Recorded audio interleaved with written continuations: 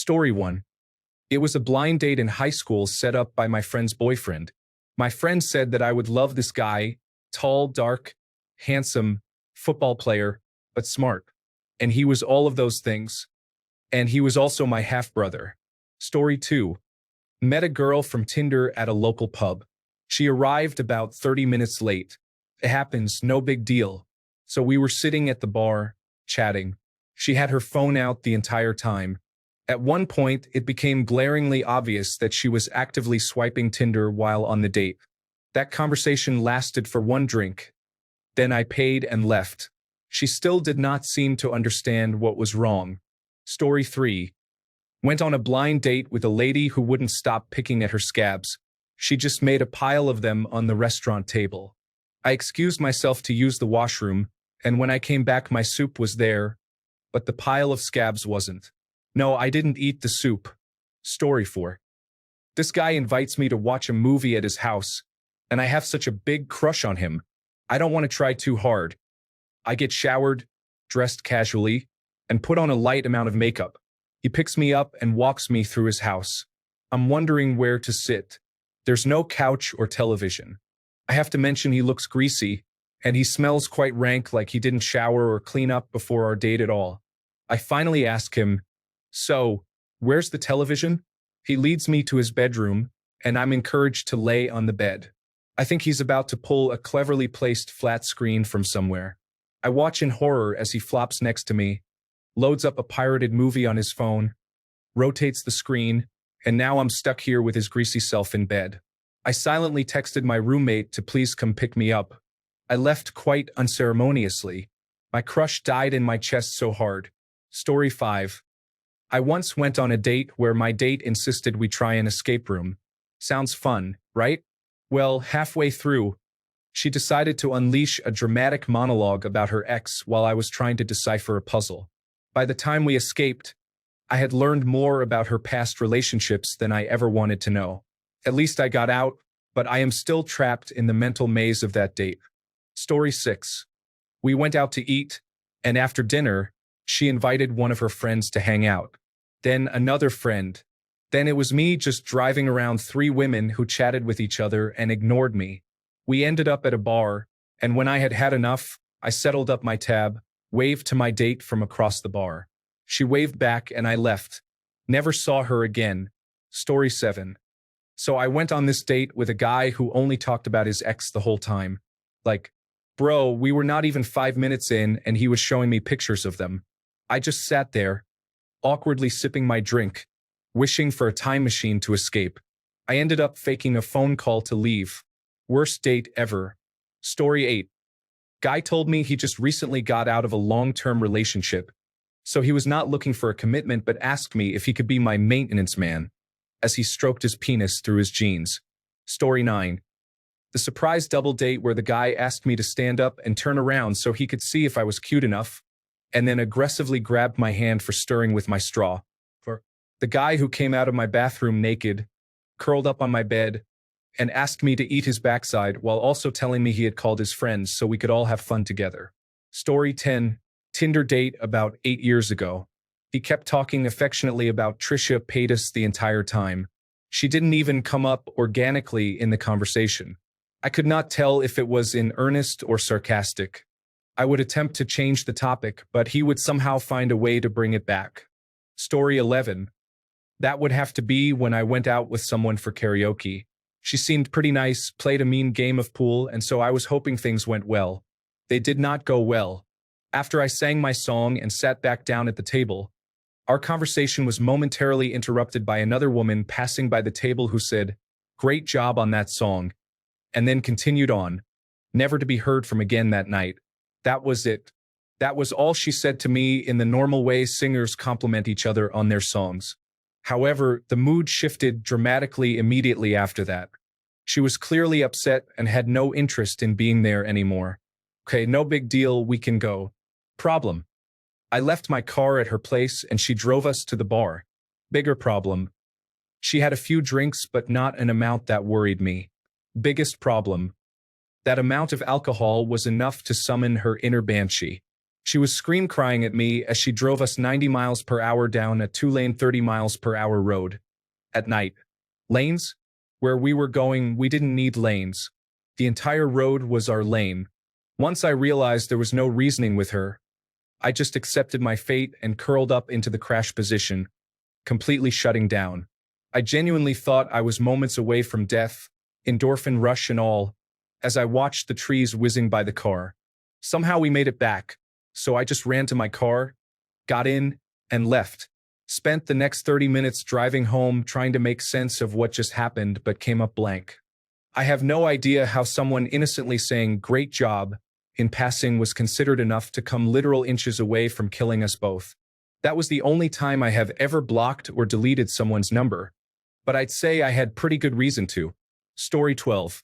He kept calling me a name which sounds like my name but isn't actually my name, despite repeated corrections.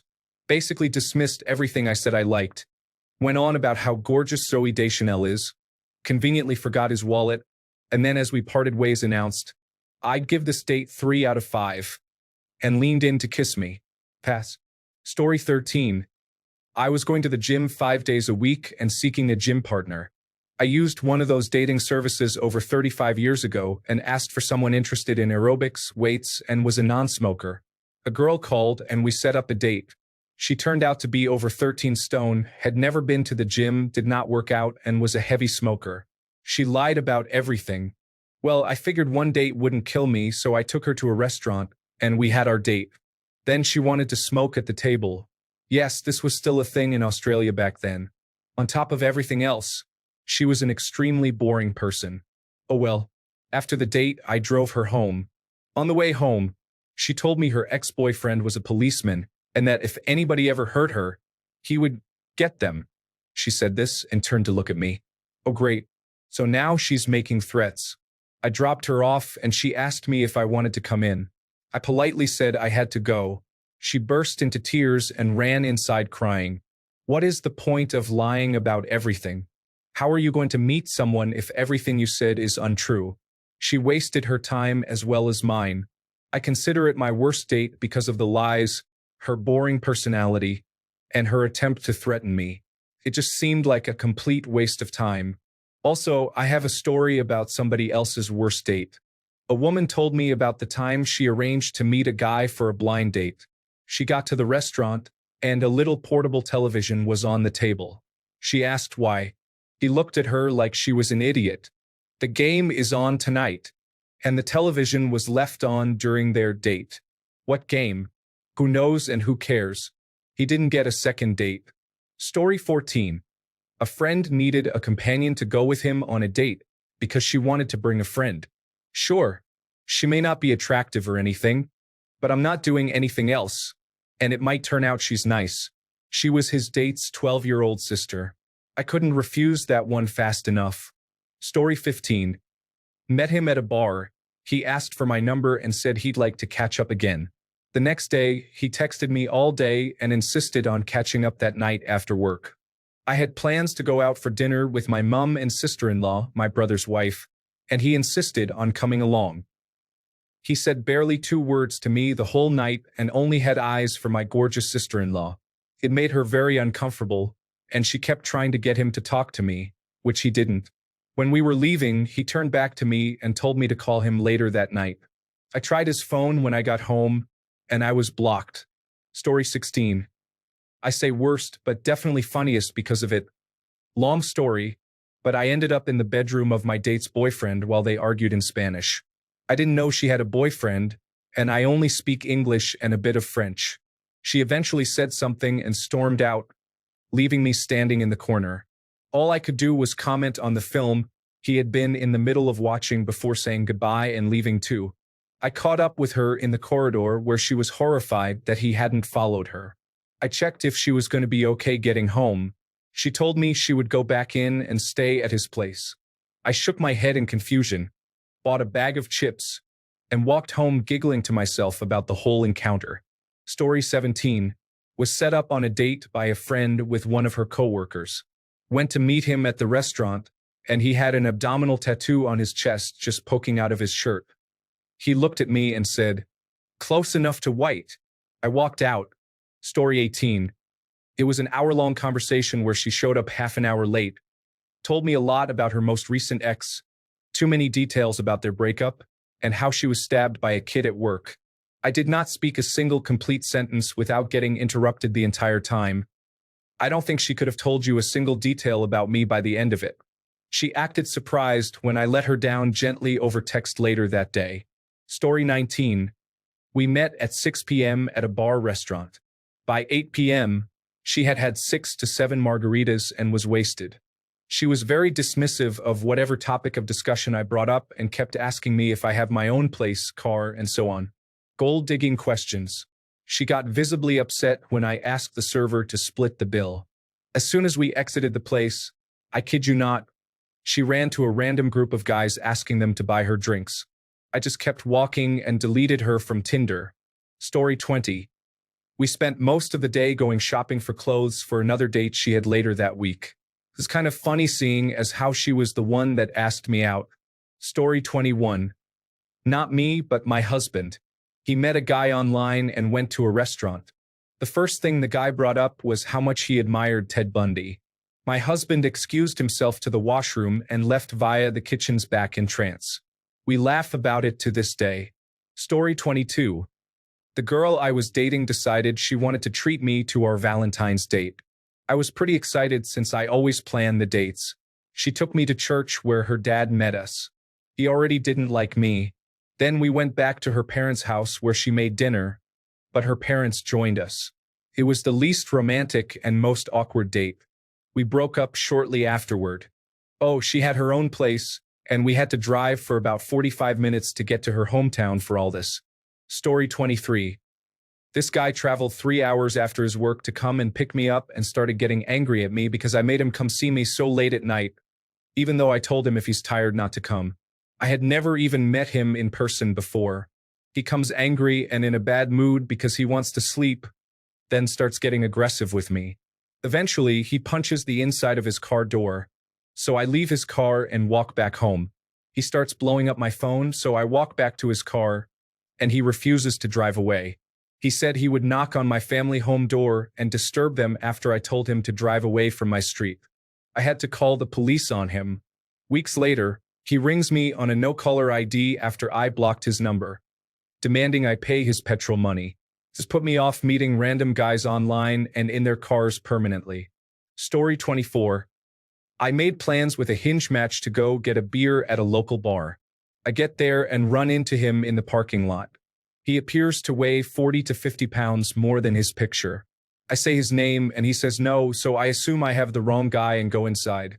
He follows me in and asks if I didn't recognize him and introduces himself. So we sit down and I order a beer.